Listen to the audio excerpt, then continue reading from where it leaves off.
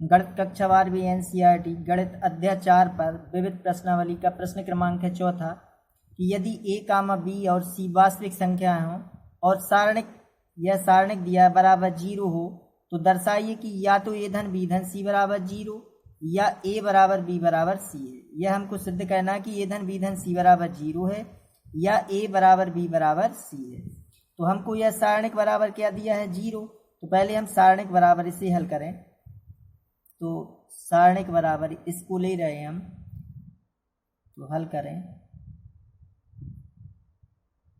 सारणिक बराबर क्या आ जाएगा, बी धन सी धन ए धन बी, सी धन ए धन बी और बी धन सी, ए धन बी धन सी और सी धन ए।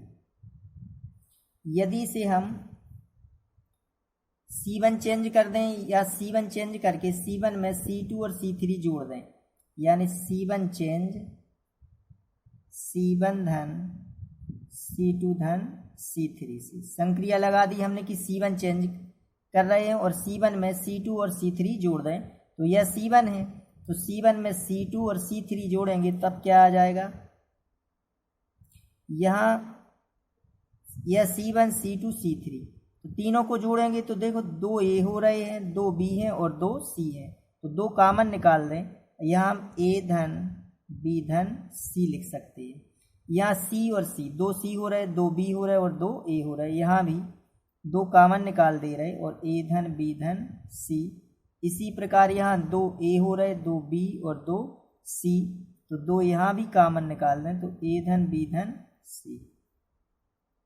यहाँ क्या बचेगा, इसे तो हमने चेंज किया नहीं तो सी धन ए और ए धन बी, यहाँ ए धन बी और बी धन सी, यहाँ बी धन सी और सी धन ए। अभी इसे हम C1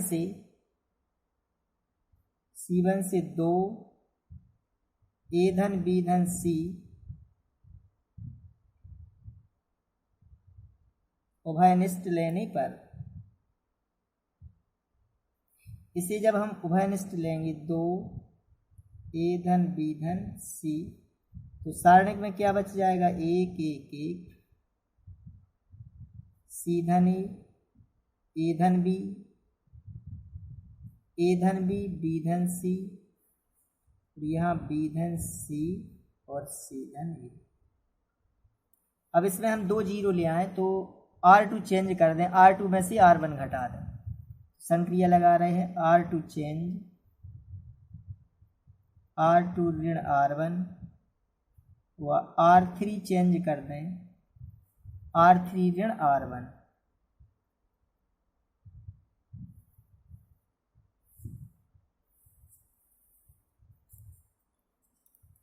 तो यहाँ 2 ए धन बी धन सी, यहाँ R1 तो ज्यों का त्यों लिखें, 1 सी धन ए और ए धन बी। इसमें से जब इसको घटाएंगे तो 0, जब ए धन बी में से सी धन ए घटाएंगे तो ए से तो ए कट जाएगा, यहाँ बच जाएगा बी ऋण सी। जब बी धन सी में से ए धन बी घटेगा तो यह बी और बी कट जाएंगे, यहाँ बच जाएगा सी ऋण ए। इसमें से जब इसको घटाएंगे तो 0, बी धन सी में से सी धन ए तो सी से सी कट जाएगा, बी ऋण ए बचेगा। इसमें से जब इसको घटाएंगे तो ए और ए कट जाएगा, यहाँ बचेगा सी ऋण बी। अब C1 का प्रसार कर दें, C1 के सापेक्ष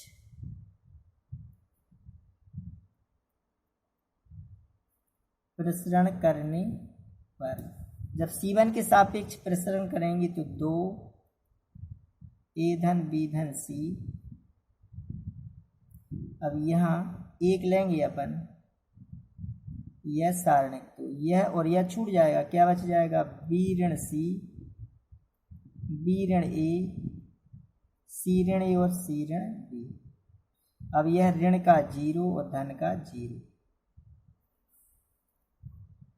तो 2 ए धन बी धन सी।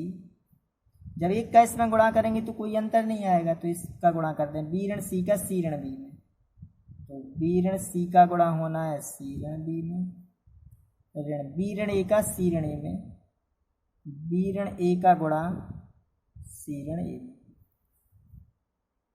तो गुणा कर दें 2 ए धन बी धन सी। पहले बी का गुणा करेंगे सी में तो बी सी, बी का ऋण बी में तो ऋण के बी वर्ग, ऋण सी का सी में तो ऋण के सी वर्ग, ऋण ऋण का धन और बी सी का बी सी हो जाएगा। यहाँ ऋण, यहाँ गुणा करें बी का सी में तो बी सी, बी का ऋण ए में तो ऋण के ए बी, ऋण ए का सी में तो ऋण के सी ए, ऋण ऋण का धन का ए वर्ग। अब कोष्टक तोड़ दें ऋण से यहाँ, तो 2 ए धन बी धन सी, यहाँ कोष्टक तोड़ें तो बी सी ऋण बी वर्ग ऋण सी वर्ग, धन के बी सी, ऋण का गुणा करेंगे तो ऋण के बी सी, ऋण ऋण के धन के ए बी, यहाँ धन के सी ए और ऋण का ए वर्ग। अब ऋण यहाँ से कॉमन निकाल दें, पूरे में से ऋण कॉमन निकालेंगे तो ऋण का ए वर्ग है, ऋण का बी वर्ग ऋण का सी वर्ग, तो ऋण के 2 यहाँ ए धन बी धन सी। अब यहाँ हो जाएंगे धन के ए वर्ग धन के बी वर्ग और धन के सी वर्ग। ऋण के यह और यह तो पहले ही कट जाएंगे, तो यहाँ देखना धन का क्या बच रहा है ए बी। जब हम इसमें ऋण का गुणा किया तो ऋण का हो जाएगा ए बी, ऋण का हो जाएगा बी सी और ऋण का हो जाएगा यह सी ए। क्योंकि यहाँ से हमने ऋण कॉमन निकाला तो यह ऋण के यह ऋण के और यह तो यह धन के हो जाएंगे और जो धन के हैं वो वाले ऋण के हो जाएंगे। तो इसमें 2 का गुणा कर दें तो जी ऋण ए धन बी धन सी, जब 2 का गुणा करेंगे तो 2 ए वर्ग 2 बी वर्ग धन 2 सी वर्ग। यहाँ हो जाएंगे ऋण के 2 ए बी ऋण के 2 बी सी ऋण के 2 सी ए।